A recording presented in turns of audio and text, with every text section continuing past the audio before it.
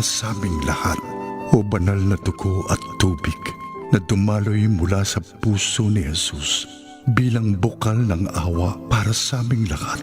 Ako ay nananalig sa iyo, banal na Diyos, banal na puspos ng kapangyarihan, banal na walang hanggan. Maawa po kayo sa amin at sa buong mundo. Banal na Diyos, banal na puspos ng kapangyarihan, banal na walang hanggan. Maawa po kayo sa amin at sa buong mundo. Banal na Diyos, banal na puspos ng kapangyarihan, banal na walang hanggan. Maawa po kayo sa amin at sa buong mundo. Amen. O Jesus, Hari ng awa, kami ay nananalig sa iyo.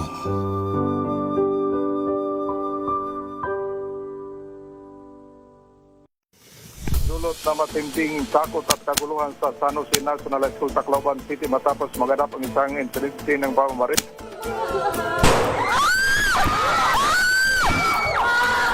Maabot na sa 4, tatlo yung mga balagita at isang binatang konfirmadong nasawi. Can we say that actually someone? Wow, ang saya. Isang barangay na labada, puro mancha pa. Goodbye, pahinga. Mommy, isang laba lang yan sa Pride Bar Blue. May powerful stain-away enzymes na malupit sa dunit mancha. At di masakit sa kamay. Isang laba lang yan. Hello, pahinga. Hello, Pride Bar Blue. ACS. Is at fault here? I think that DZRH yan sa paglilingkod. DZRH yan sa pag-alalay. DZRH yan. Nasa dugo na, nasa pagkatao na ang serbisyo sa bawat Pilipino. Ito ang pangakong hindi na magbabago sa pagtakbo ng panahon. DZRH Public Service Hour. Kasama ang Wonder Woman ng DZRH, si May Binauhan sa DZRH Radio, DZRH TV at DZRH Online. Pagtutulungang walang patid sa DZRH Public Service Hour.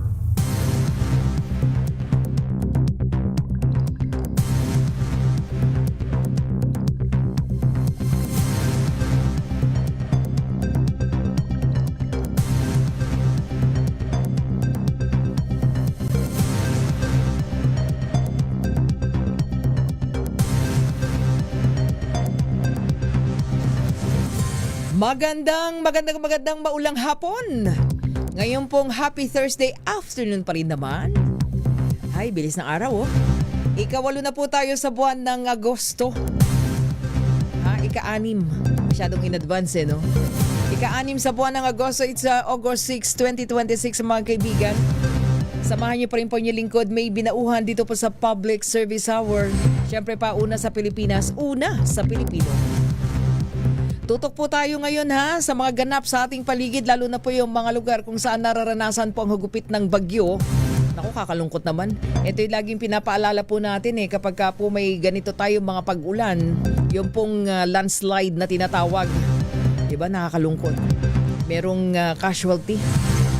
Yung landslide po dyan sa lalawigan ng Rizal at dyan sa lalawigan ng Benguet. Mamaya hingi po tayo ng update at malaman natin yung sitwasyon dun po sa mga lugar kung saan nakararanas ng mga tuloy-tuloy na pag-ulan.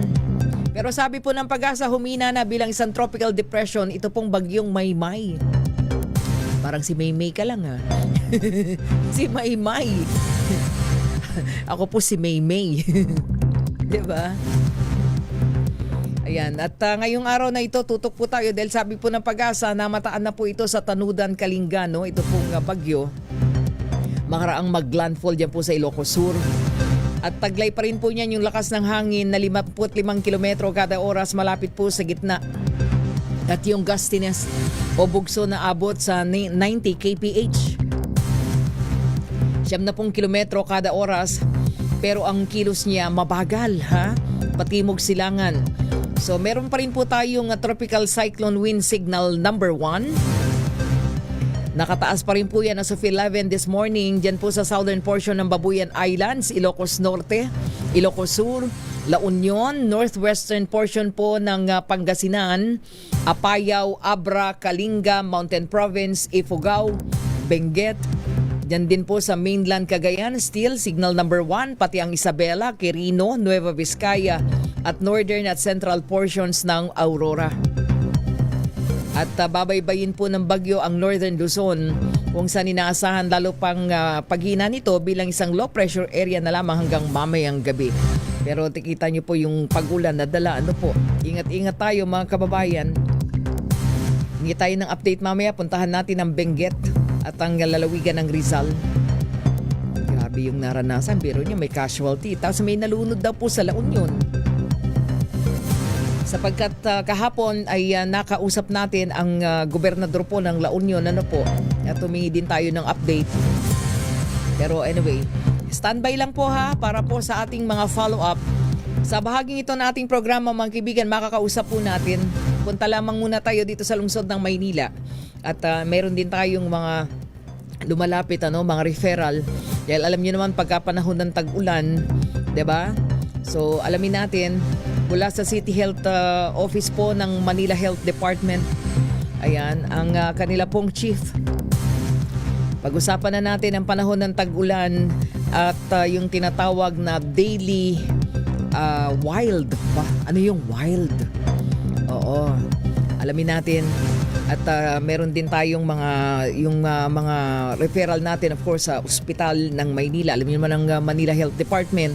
Marami silang mga ospital, hindi lamang ang ospital ng Maynila. Pero alam ko daming pasyente ngayon. Mga kaibigan, Dr. Grace Padilla. Doc, magandang hapon. Good afternoon. Hi, good afternoon, Miss May. Magandang hapon. Sa ating mga tagapakinig at tagapanood ng inyong programa, magandang hapon at maulan na hapon po sa inyong lahat. So, pero rain or shine, we are celebrating the 2026 National Hospital Week ngayon at sana po ay mag-ingat po tayong lahat dahil maulan. Naku, napakahalaga ng Hospital Week na yan, Doktora. Pag-usapan natin. Pero bago dyan, sabi nyo nga, maulan. Pero una muna, maraming salamat sa aming mga referral na aming pinapadala sa inyo. Alam nyo yun, na ngayon talagang grabing may mga sakit. Pero dahil Hospital Week, meron yata kayong mga activity. Pag-usapan muna natin yun, Dok, bago yung daily wild na tinatawag. Ano yung daily wild? Ngayong panahon ng tag-ulan na dapat pangalagaan ng ating mga kababayan. Yes, ito pong 2026 National Hospital Week ay nag-kick off na po kami and then meron pong mga different, nandito po lahat sa Manila Hotel ang mga hospital directors and celebrating our Hospital Week. And of course, meron tong mga fun run na susunod and may marami pong activities kaming naka-schedule ngayon. But since we are facing alam mo na, yung season na, rainy season na po, ang lungsod po ng Maynila ay ako po ay nagre-report ng wild diseases. Galing po yan sa citywide Surveillance and Epidemiological Unit report. Ano ba tong wild na to? Ito yung mga waterborne diseases, yung mga cholera, typhoid, amoebiasis, and then kasama rin po dito yung influenza-like illness. Then yung mga cases po ng leptospirosis and dengue.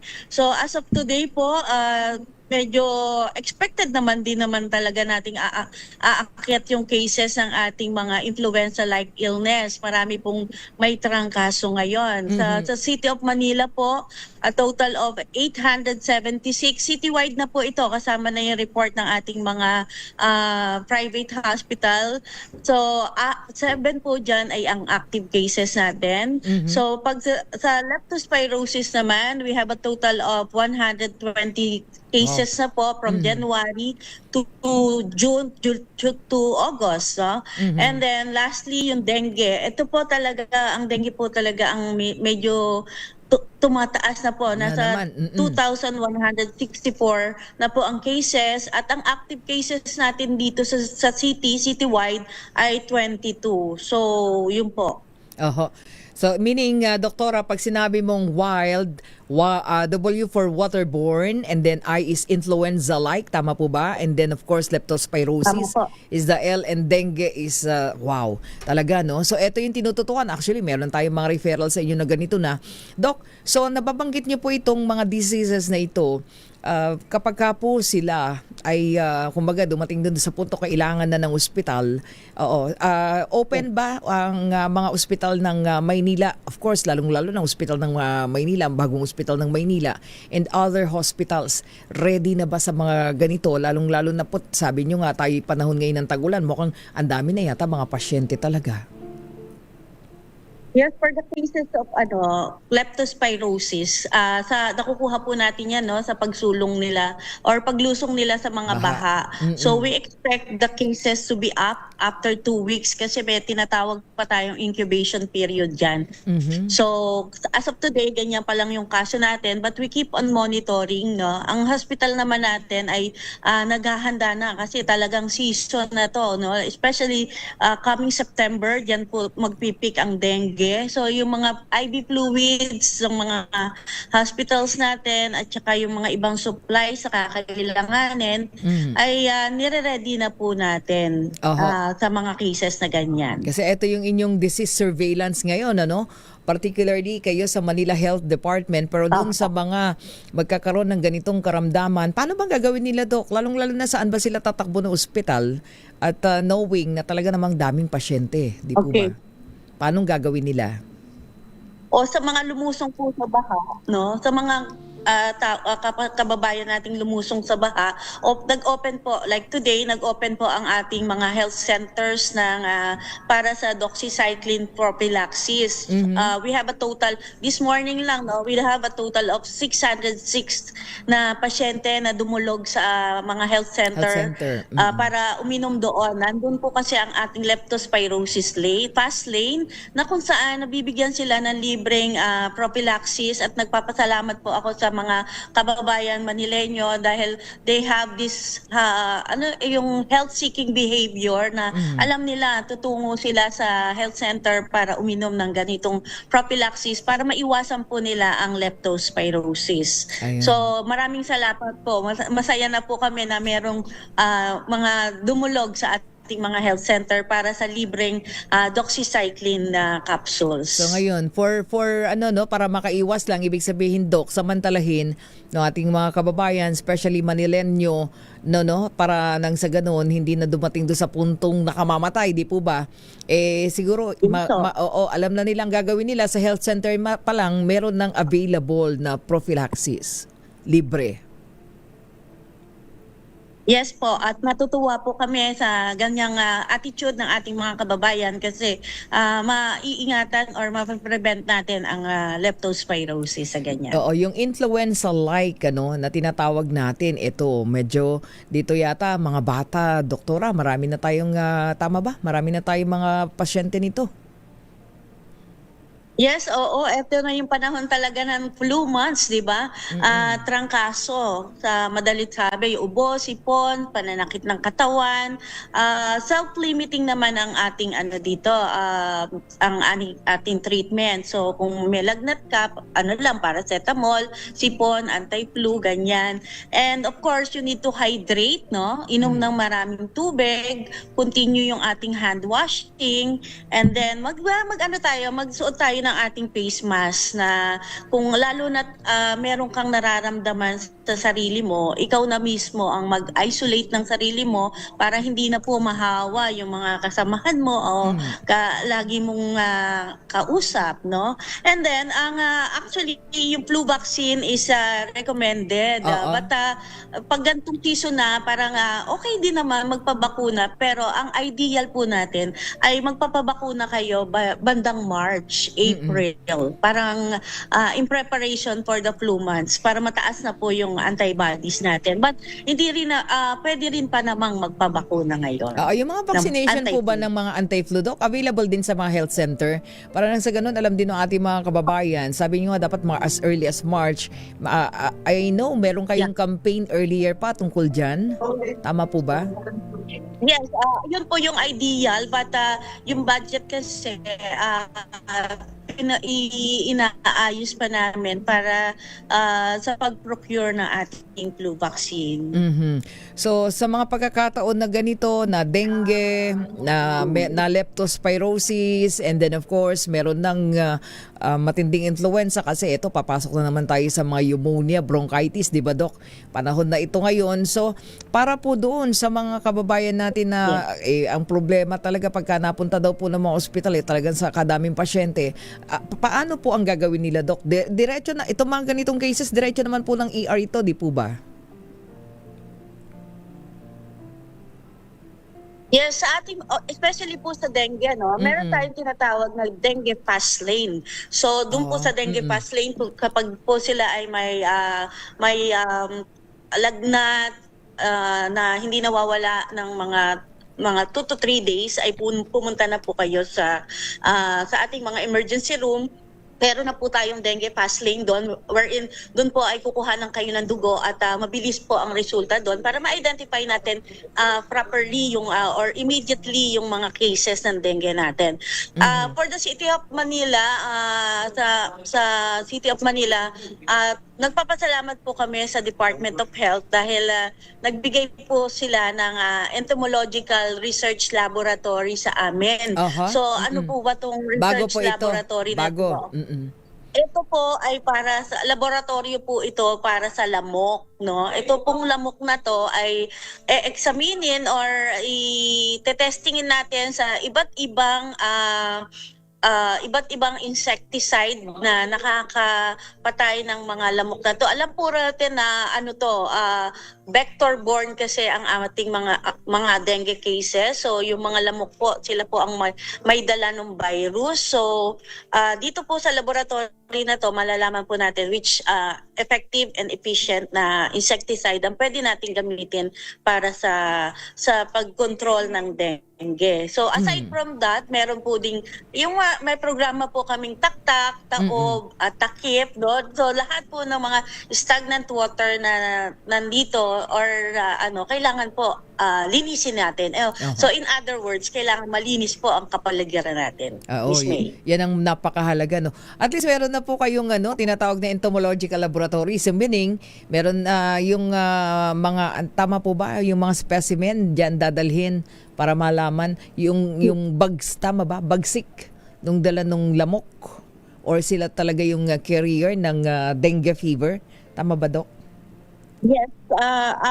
Actually, sa prevention po tayo. So, kung ano ba yung effective na makakapatay sa kanila, no, yung mga insecticide, kasi we're using yung pagmi-misting natin, di ba?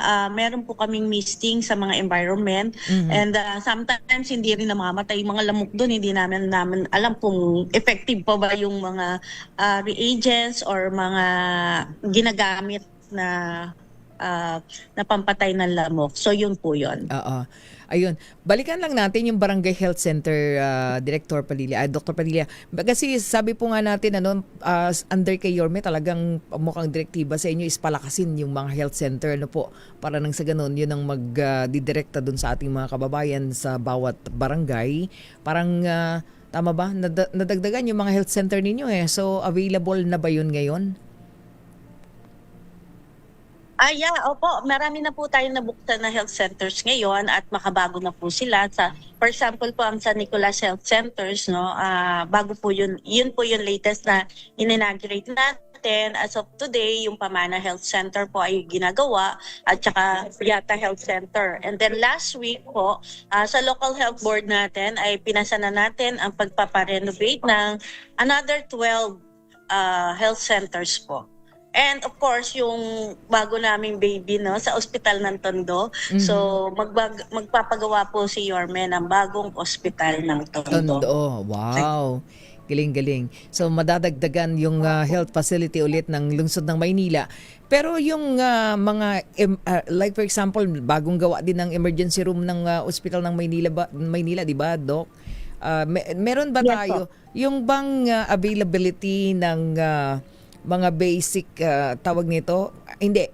Like for example, yung mga pupuntahan na mga laboratory test, kumpleto naman yan doon sa lahat ng inyong ospital, di ba, Doc? Or ospital ng Maynila ang mas may facility?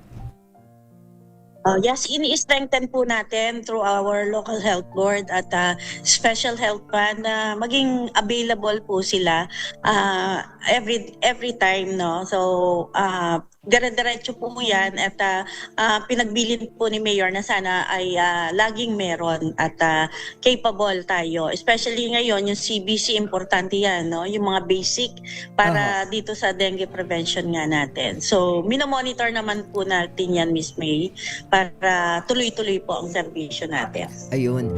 Oo, yung pong marami nagtatanong sa amin ito, Dok, yung inyong na-announce sa atin, I think few months ago, yung angioplasty, libreng angioplasty sa Ospital ng Maynila. Kumusta na ito, Doc? Open ba ito? Para, or may priorities din dito? Like for example, Manilenyo para maka-avail nito? Open po to everyone.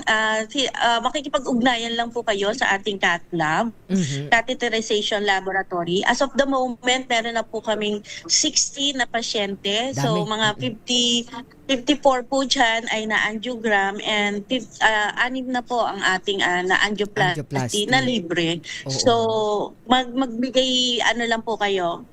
Pumunta lang po kayo dun sa ating catheterization laboratory. Magki-clearance lang po kayo kung kayo ay talagang due for angiogram, and then isasalang na po natin kayo. Yun, kaya ako natanong, Doc, kasi nga napakinggan sa atin, pinag-usapan natin, marami pong nagtatanong.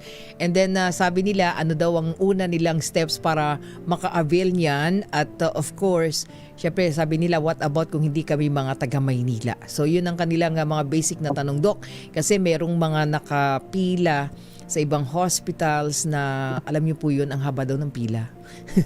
Baka makaka-avail ba sila? Opo. Part po yan ng ating universal healthcare na lahat po ay pwedeng i-accommodate at part po din ng universal healthcare ang pagkakaroon nila ng PhilHealth. So yun lang po ang valid ID, yun lang po ang kailangan, and then evaluation lang po ng ating doktor doon kung talagang for angiogram po sila. Yun lang po.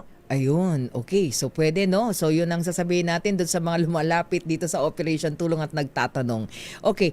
Doc, Grace, yung isa pa po doon sa mga nangangailangan ng dialysis, di po ba? Kayo ay merong dialysis center ang Maynila, di po ba? So yun po, paano daw din sila makaka-avail ng libre doon?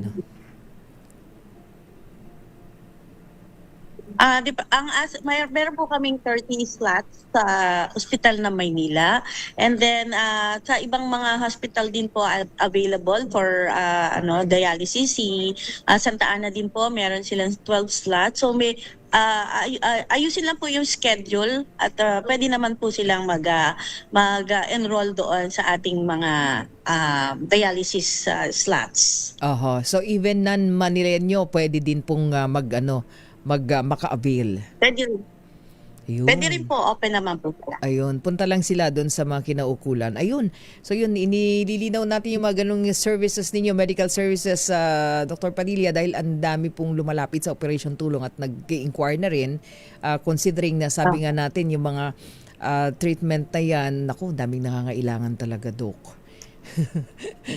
Ang dami, di nila alam kung although, tapos isa pa, Doc, yung Yakap PhilHealth, tinatanong nila, ang bawat ospital ba ng Maynila ay nakapagbibigay niya, nakakapagparehistro yung mga members? Yes, sa Yakap PhilHealth po ay ang ating 44 health centers ay accredited ng Yakap PhilHealth. Pwede po silang mag-consultation doon pwede po sila mag-consultation doon and maka-avail po ng mga services ng health center as well as yung mga hospitals. Po Hospitals. ay pwede rin. Yung mga accredited din po siya. Oo. At continuous naman yan, di po ba, Doc? Continuous yan, ano? Yung Ayan, registration. Opo, continue Dun din sa mga- po. And then, kung hindi sila na-enroll sa PhilHealth, kami na po ang mag-enroll sa kanila from there, Ayun. from YACAP. Oo, ayun. Okay. So baka meron kayong mensahe, Doc Padilla, sa mga kababayan natin, lalo na sa mga Manileño. Go ahead po. Dahil nandiyan ang City Health Department ng Manila, lalong-lalo na ngayong panahon na to, available naman pala yung mga gamot para sa dengue and leptospirosis. Opo, sa City of Manila po ay talaga minomonitor natin ang pagtaas ng ating mga diseases. So kasi ano na po, season na po ng pagtaas ng mga gantong klase ng mga sakit. So wag po kayo mahihiyang pumunta sa ating health centers, sa ating mga hospitals, kung lalo na po na Manileño po kayo, at kahit na hindi Manileño, ay sana po ay ma-avail nyo ang mga lahat ng services, no? Sa ating mga kababayan naman na nakakaramdam ng sakit sa katawan, mag-hydrate lang po kayo, continue yung hand washing, magsuot po ng ating face mask, and then mag-isolate po tayo kung tayo po ay may nararamdaman. And of course, limit na po natin. Kagaya ngayon, wag na po kayong lumabas kasi masama ang panahon.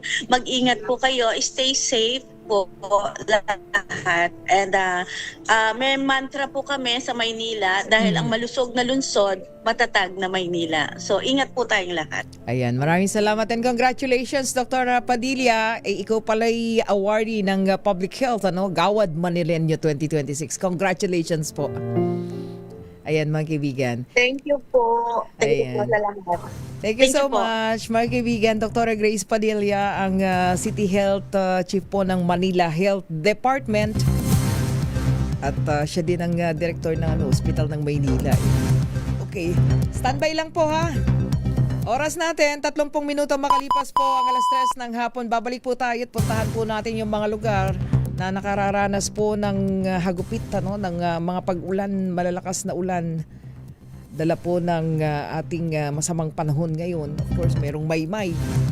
Mamahingi tayong na update tungkol dun sa bagyong Dolphin.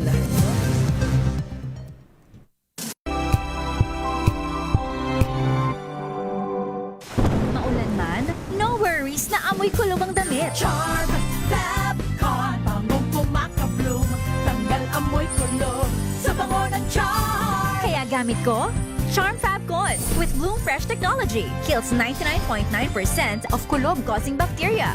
May aroma burst pa of thousands of flowers and berries. Ang sampay sa loob, no amoy kulob. Bangong kumakabloom sa charm. Charm Fabcon. ACS. Tanggaling-galing mo. Smart dishwashing paste ko. Pritong ulam na masebo. Plato ng kaldero. Tanggaling for everyday. Ganyan pag smart ang dishwashing paste. May double tanggaling formula. Tanggal ang sebo, tanggal ang bakterya. Pahit para walang bahid. Linis fantastic sa bells. Alang plastic number one ko to. Tanggaling-galing mo. Smart dishwashing paste. ACS.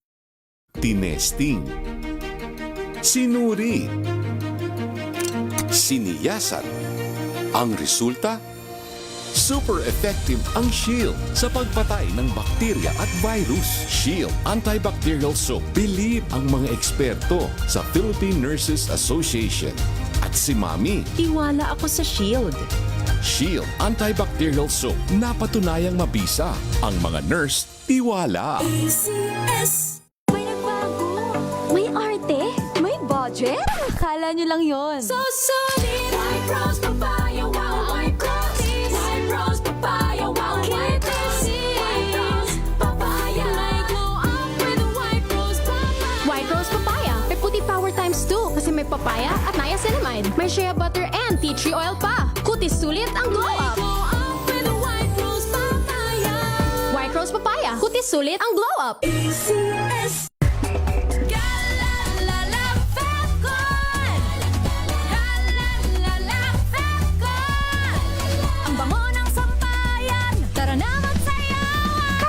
Kalefagton, amoy nakaka-joyful. Hello, I'm Enteng Perez. I live here in Vegas and I'm a concert promoter.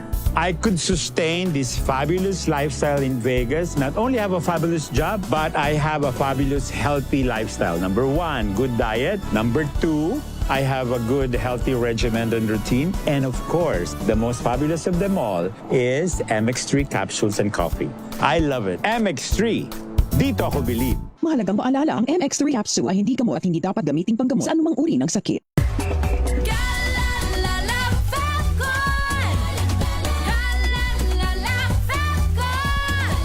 Ang bango ng sampayan, tara na magsayawan! Kalefagton, amoy nakaka-joyful.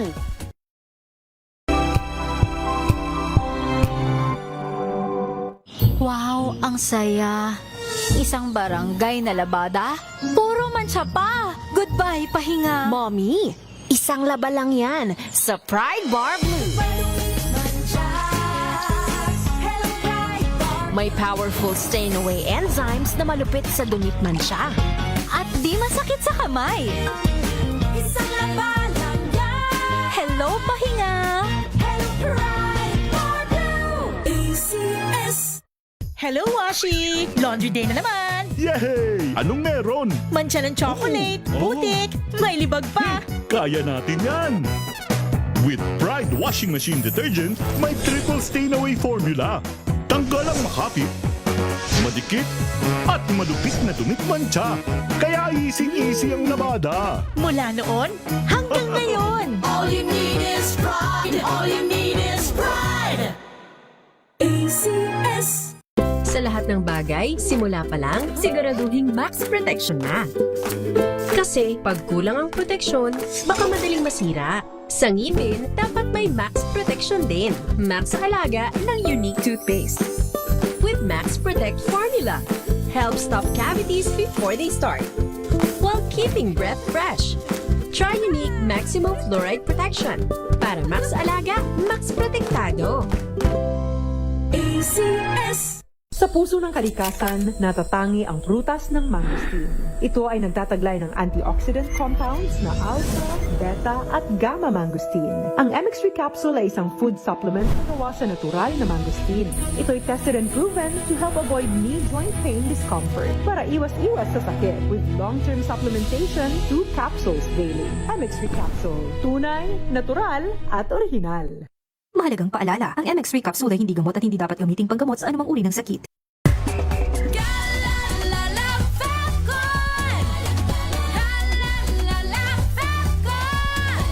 Ang bango ng sampayan, tara na magsayawan! Kalefagton, amoy nakaka-joyful.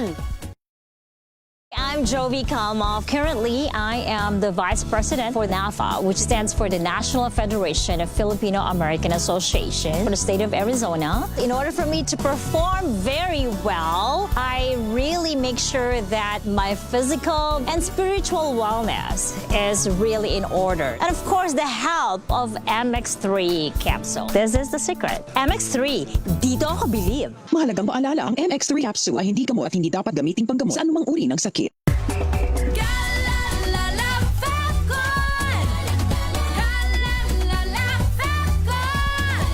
Ang bango ng sampayan, tara na magsayawan! Kalefagton, amoy nakaka-joyful.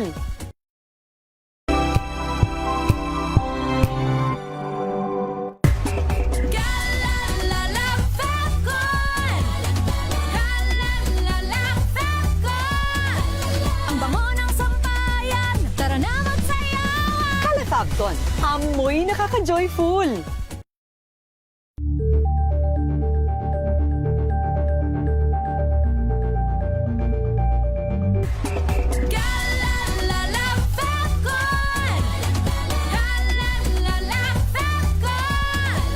Ang bango ng sampayan, tara na magsayawan! Kalefagton, amoy nakaka-joyful.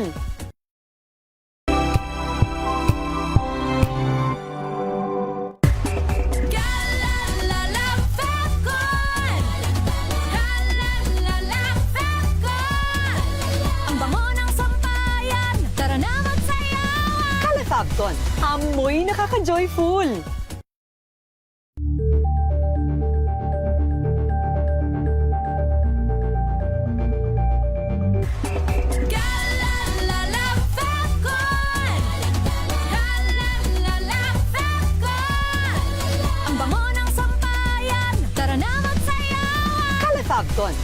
mo'y nakaka-joyful.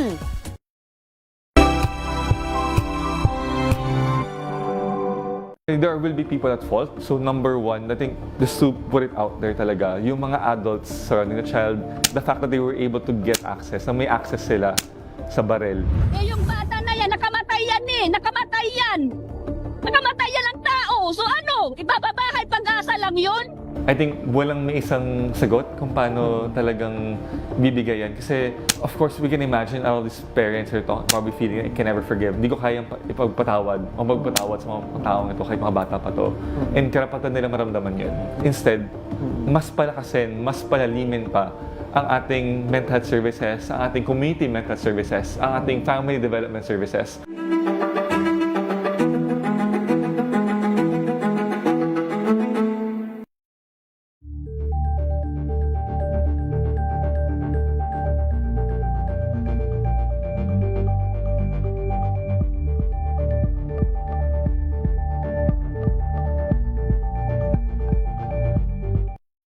Mga balitang gigising sa inyong umaga. Mga balitang kailangan mong malaman. Mapapakinggan sa ACS Balita sa 2x2. Kasama sina Anthony Taberna at Jerry Baha. Lunes hanggang Biyernes.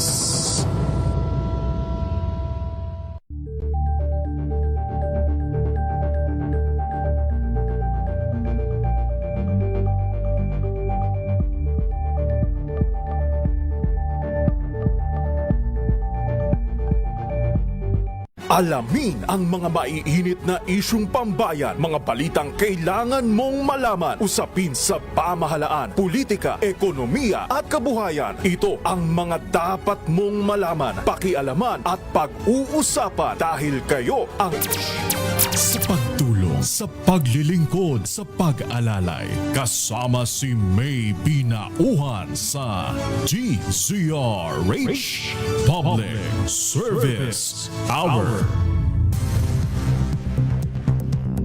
Oras natin mga kaibigan, 40 minuto makalipas po ang 3:00 ng hapon. Balitang good news muna tayo ha. Muling nasungkit po ng Pag-ibig Fund ang highest audit opinion mula sa Commission on Audit sa ika-14 na sunod-sunod na taon. Kinilala ng COA ang patas na paglalahad ng financial statements ng Home Development Mutual Fund o kilala bilang Pag-ibig Fund nang naaayon sa pamantayan sa loob ng 14 consecutive years ended December 31, 2025 to 2024. Ibinigay ng state auditors ang highest audit opinion sa Pag-ibig Fund.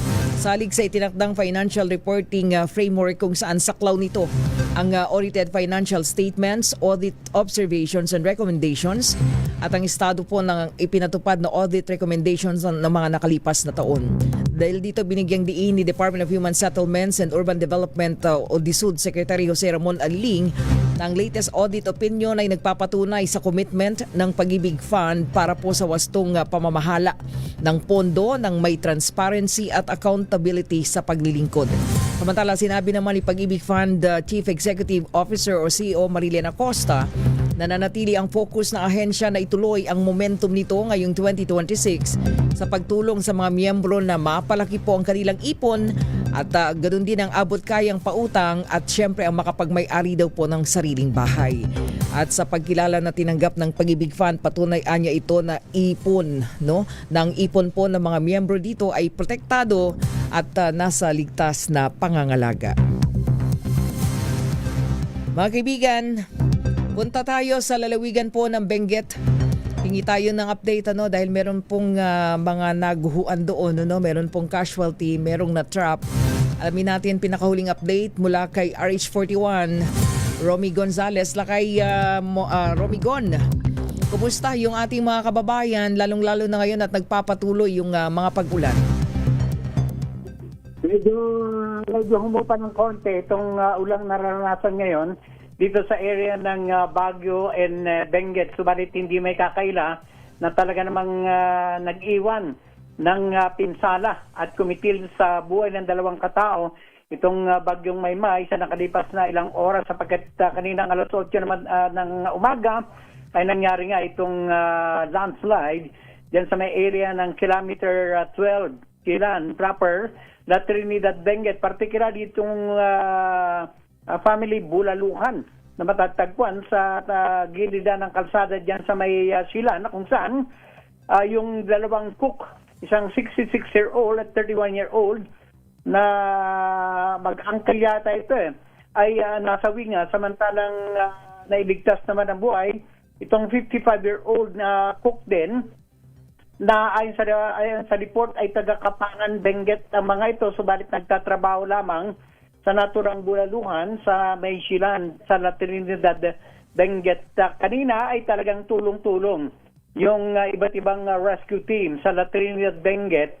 Nang sa ganon ay ma-retrieve kanina yung tatlong katawan nga ng tao, subalit nakaligtas nga yung isa na isinugod sa Benguet General Hospital, Benguet General Hospital, subalit yung dalawa nga na mag-uncle ay talaga namang sinabing palad sapagkat sila ay deklaradong dead on the spot ng mga attending physician. Sa ngayon, nagsasagawa na lang ng clearing operation itong ating mga rescue team sa naturang lugar. Subalit may mga ilan din, hindi lang dyan na nangyari yung landslide, subalit wala na may iniulat na naging biktima itong mga binabanggit ko pang ibang landslide, particular sa iba't ibang lugar sa Cordillera region, sapagkat hanggang sa ngayon kasamang May, napakaraming mga lansangan ng hindi pa madaan at tuloy-tuloy ang clearing operation. Nakikita nga natin dun sa mga pinadala mong mga iba't ibang lugar dyan. Meron sa Kalinga, mayroon sa Mountain Province, meron dito sa Benguet, at yung Cannon Road, meron kaninang nai-report na landslide dyan sa may area ng Camp 5. Pero may clearing operation na ginagawa ng DPWS na sa ganon ay mai-restore ito sa daloy ng trapiko. May mga pamilya din na nai-report na naapektuhan dito sa area ng Baguio and Benguet. In fact, ayon sa report ng DSWD, as of 10:30 kanina, merong 28 na affected families na kinabibilangan ng 101 katao. 17 barangay ang apektado, subalit wala ng evacuation center na inopen, subalit merong 14 na pamilya na kinabibilangan ng 46 na katao ang temporaryong nanunuluyan sa kanilang mga relatives at mga kaibigan. 3 mga kabayan naman ang partially damaged, at bukod dyan ay naghihintay pa tayo ng ibang update, subalit ayon sa report ng Office of Civil Defense ng Cordillera Regional Disaster Risk Reduction and Management Office ay tuloy-tuloy ang ginagawang monitoring ng iba't ibang Provincial Disaster Risk Reduction Management Office. Yes. Sa ngayon, sa monitoring mo sa kabuuan ng Benguet, ay maulan pa ba? Malakas pang ulan? Of course, sabi mo sa Baguio. Baguio malakas. Hindi na gaanong malakas yung ulan niya. Subalit, ito yung pagdire-diretso kasi sa nakalipas isang araw, tuloy-tuloy kasi yung ulan, kaya lumalambot yung mga lupa. Kaya, kasamang May. So isang bahay, isang bahay ba yung natabunan na yan para dun sa nasawi na mag-uncle, tapos may isang... Kainan to, kainan. Kainan, oo. Kainan ito. Nasa tabi ng kalsada ito dinadaanan kasi maraming kumakain doon. In fact, yung iba nakaligtas kumakain daw kanina ayon kay Mayor Awingan Balit sige nga, kausapin natin Lakay, si Mayor, mukhang makakasama natin ang alkalde ng La Trinidad, Benguet. Nandiyan na ba si Mayor Roderick? Go ahead. Go ahead, Lakay. Yes, naimbag na pala. Mayor, magandang hapon po. Live po tayo ngayon sa DZRH. Pwedeng kumuha po kami ng, ito pa si Romy Gonzalez. Pwedeng kumuha tayo ng update dyan sa La Trinidad, Benguet, sir. Pinsalang dulot ng Bagyong Maymay. Yeah, opo. So, maraming salamat sa interview natin. So, yun nga, talagang naranasan po natin yung medyo malakas na ulan dito po sa atin. Kaya nga po, yun, medyo marami po tayong mga landslide na itala dito po sa atin. Okay, Lakay Romy, standby ka lang ha. Kausapin natin si Mayor. Okay, mga kaibigan, ang ating pong makapanayam ngayon, ang alkalde po ng La Trinidad, dyan po sa Benguet, si Mayor Roderick Awingan. Okay, Mayor Awingan, sir, unang-una, kumusta po ngayon ang weather? Malakas pa po ba mga buhos ng ulan dyan sa La Trinidad? Yeah, opo. So nakikita nga po natin medyo pahinto-hinto, medyo biglang lalakas. Gayon po yung itsura ng ulan po dito. Oho. At diyan po nangyari sa inyo yung pong landslide na kumitil sa buhay ng dalawa. Tama po ba? Can you confirm po, dalawa po yung patay and then ilan po yung patuloy na, meron pa po bang mga hinahanap or na-trap? Yeah, opo. So yun nga po, yung kanina sa oras po ng alas 8, may nag-report po na may parang landslide po doon sa may bandang Silan, kilometer 12, sa isang kainan po. Oho. Mayor? Mayor? Nawawala yung signal ni Mayor. Standby ka lang, Lakay Romy Gonzales. Sandali lang. Okay, ayan, okay. Go ahead, Mayor. Medyo nawala tayo. Go ahead, Mayor Awingan. Mayor? Okay. Nawawala ang signal ni Mayor. Right po dyan po sa may bandang Silan. Ayan. Nung nag-dispatch po tayo ng ating La Trinidad Police Station, yung Ferry Station at yung health office natin, yun nga, na-report po na may 3 pong nadaganan sa isa pong kainan dyan po sa banda ng Silan. Mm-hmm. At yun po, fortunately, yung isa na nakuha po natin, natakbo po siya sa ospital. Unfortunately, yung dalawa, nung nakuha po na sila. Mayor? Mayor, napuputol-putol ka po. Mayor Awingan? Hello? Ayan, Mayor. Opo, medyo napuputol-putol po yung ating signal. Again, go ahead, sir. Yun pong identified na dalawang nasawi at yung isa ay nasa ospital pa po. Yeah, opo. So, yun nga po, yung report po kanina, 3 po yung nandun po, natabunan po ng lupa doon sa may bandang Silan. Mm-hmm. And then, yung isa, fortunately, na nahila po natin at natakbo po siya sa ospital. Unfortunately, yung dalawa, yung nakuhay na po sila ng bandang 10 a.m., wala na po silang buhay. So, identified po natin anong pangalan po ng dalawang casualty at yung isa po na naisugod sa ospital. Kumusta na po yun? Ligtas na po ba?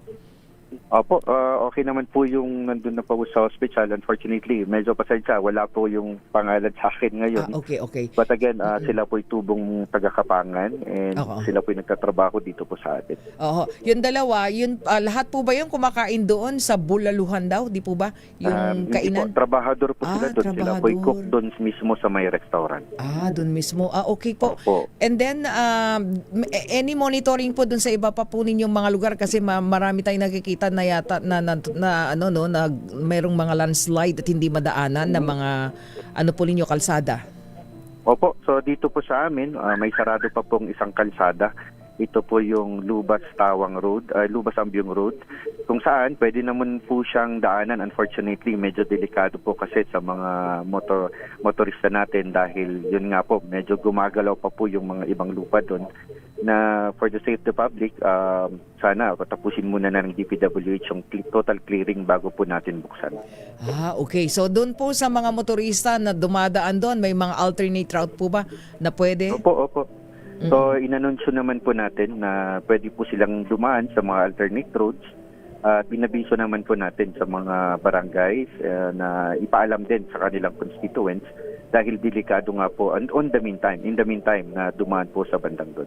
Mayor Awingan, sir, meron po ba mga kinailangang ilikas dahil po dito sa mga banta po ng mga landslides sa lugar ninyo? So, naglibot din po kasi kami kanina sa mga barangays natin and meron po yung mga report po na mga gustong mag-evacuate.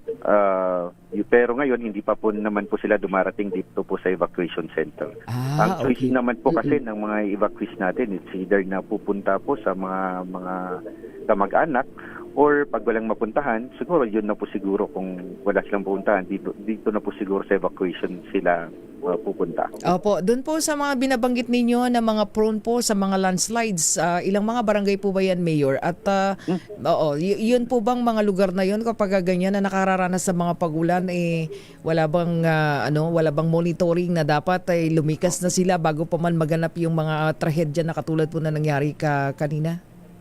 Opo. So, intindihin po natin na dito po sa atin, puro bundok po yung sa atin. Yes. Opo. Kaya lahat po ng area dito is prone to landslides. Landslides. Kaya nga po palagi po natin pinaalala sa ating mga constituents na asikasuhin yung mga drainage para at least tama yung daanan ng tubig. And at the same time, maging alerto po sila palagi. Oho.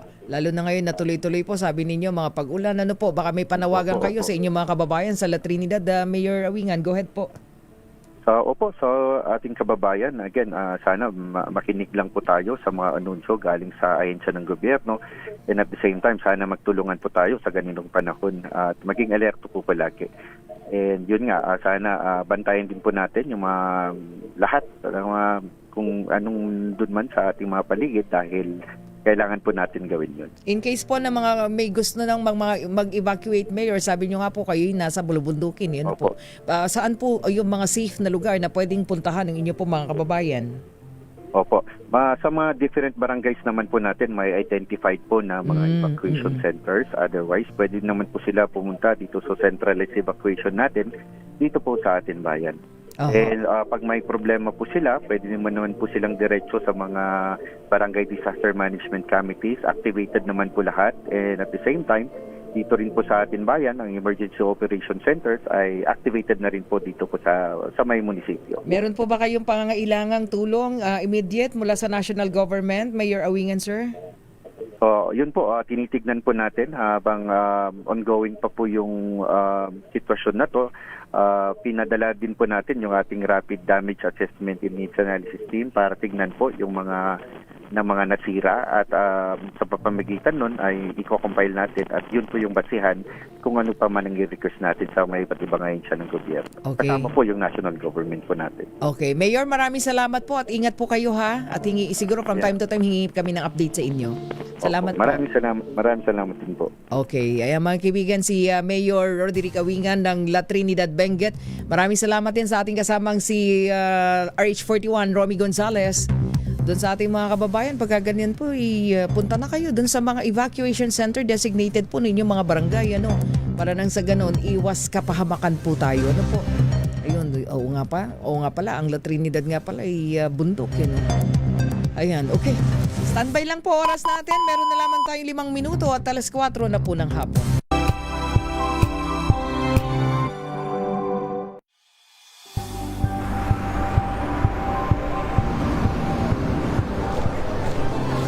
ating mga eksperto. Dito lang sa Expert Opinion. Ito ang The Better News. TNVS. Trending and isang kwento, iba't ibang anggulo. Dito sa Point. Bawat pananagutan ating tatalakayin dito sa Hoy. Bawal yan. Dito lang sa Match of Entertainment and Lifestyle. Ito ang NBC TV Network News. Una sa Pilipinas, una sa Pilipino.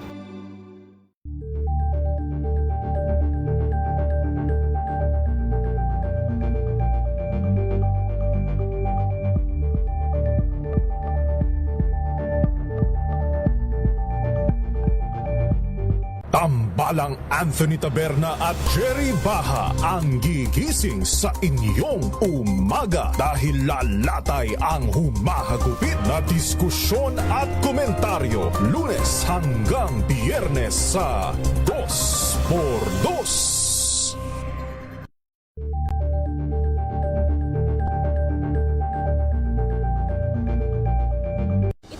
Ng naitalang 17 individual na ang kanilang naaresto. Metro Manila Development Authority o MMDA ang No Contact Apprehension Policy o NCAP sa Metro Manila. Sa ilang mga dokumento ay peke. Hindi rin legal ang employment na ipinangako sa kanila. Sa mata ng batas, mananagot ang sangkot at may sala. Dahil sa bawat paglabag, may karampatang parusa. Alamin ang mga pananagutan sa likod ng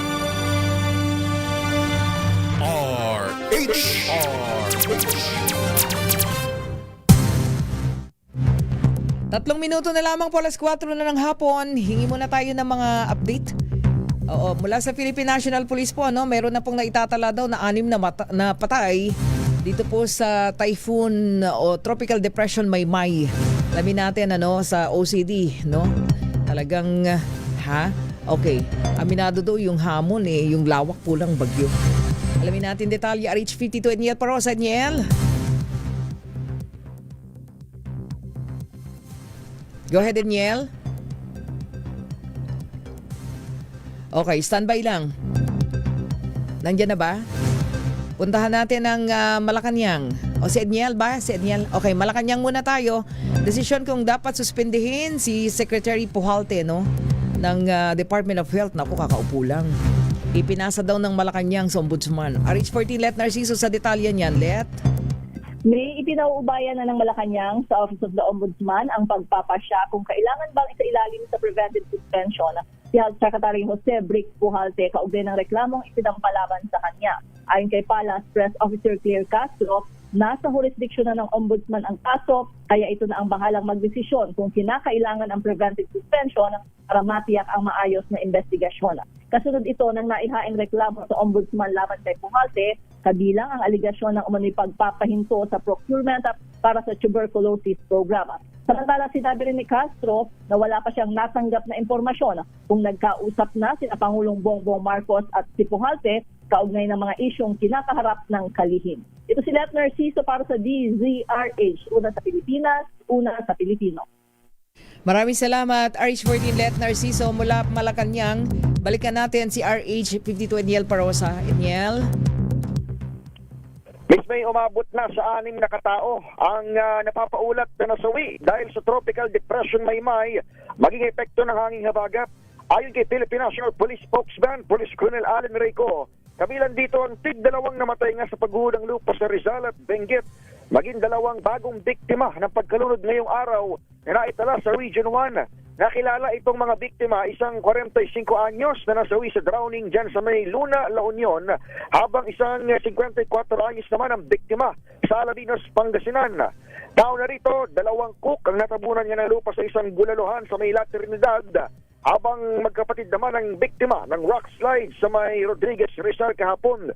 Dagdag ni Colonel Co, batay sa kanilang monitoring, higit 3,000 katao pa ang nasa 55 evacuation center hanggang sa mga oras na ito. Sa iwalay na panayam, sinabi ni Office of Civil Defense Deputy Spokesman Diego Mariano, hamon pa rin sa otoridad ang lawak ng epekto ng bagyo. Bukod kasi sa Northern Luzon, kitang marami ring naapektuhan sa gitnang Luzon, Bicol at Zamboanga Peninsula, habang kasama nga sa may mga casualty ang lalawigan ng Rizal.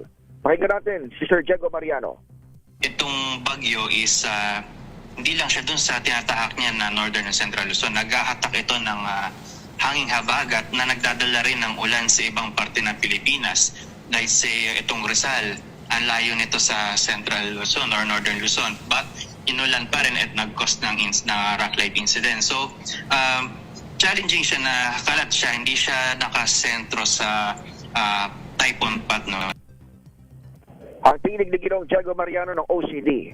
Ako sa Edniel Parosa, nag-uulat para sa DZRH, una sa Pilipinas, una sa Pilipino. Maraming salamat, Edniel Parosa. Ihabol natin ang report ni RH19 na Nolasco. Ang Kamsur 1st District Engineer sinibak daw po sa pwesto ng DPWH. Bakit?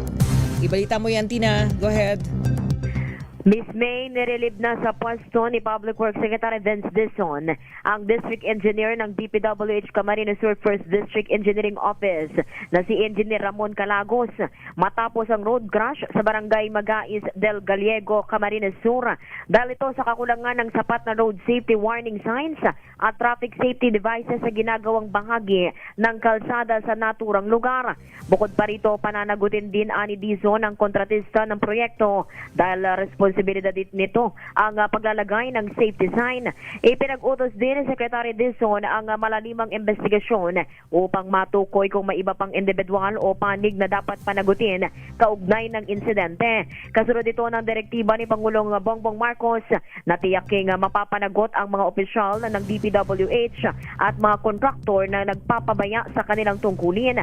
Paalala ng kalihim sa lahat ng kawani ng ahensya at mga kaugnay na kontraktor, siguraduhing maayos at ligtas ang pagpapatupad ng mga proyekto upang hindi mailagay sa panganib ang buhay ng mga motorista, commuter at ng publiko. Ito si RH19 na Nolasco para sa DZRH, una sa Pilipinas, una sa Pilipino. Maraming salamat, Tina Nolasco. At sa pamagitan ng balitang yan, pansamantala po tayo magpapaalam. Naku, wala na tayo oras.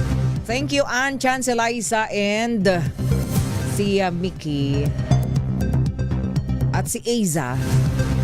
Mga kaibigan, ako naman may binauhan para pa rin sa DZRH, una sa Pilipinas, una sa Pilipino. Susunod na po, Mayor Lacaideo Macalma at Miss Thea Petro Corpus sa programang DZRH Break Time.